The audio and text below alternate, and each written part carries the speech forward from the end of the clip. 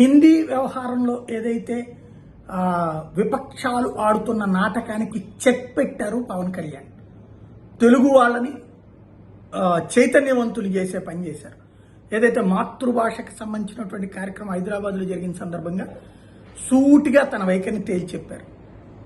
భాషలు ఎన్ని నేర్చుకున్నా నష్టమేంటి, అదే సందర్భంలో కావాలని వివాదాలు సృష్టించాల్సిన అవసరం ఏంటి అని నిలదీశారు. తెలుగు మాతృభాష, హిందీ పెద్దమ్మ భాష నేర్చుకుంటే తప్పేంటి, దేశంలో ఎదగాలనుకున్నప్పుడు దానివల్ల ప్రయోజనమే తప్పించి నష్టమేం లేదు కదా, కావాలని వివాదం చేస్తున్నారు.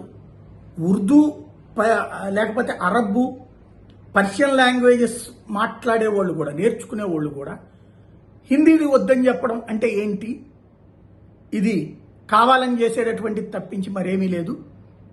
భాష నేర్చుకోవడం, మాతృభాష నేర్చుకోవాలి, అట్లాగే హిందీ నేర్చుకోవడం వల్ల ప్రయోజనమే తప్పించి నష్టమేమీ లేదని చెప్పడం ద్వారా స్టాలిన్ కావచ్చు, కర్ణాటకలో సిద్ధరామయ్యోళ్ళు ఆడుతున్న డ్రామా కావచ్చు, అట్లాగే మహారాష్ట్రలో ఎవరైతే శివసేన ఉద్ధవ్ థాకరే వర్గం చేస్తున్నటువంటి వాదనలకు కావచ్చు, మరాఠీ డ్రామాలకు కావచ్చు చెప్పెడుతూ ఘాటైన వ్యాఖ్యలే చేశారు పవన్ కళ్యాణ్.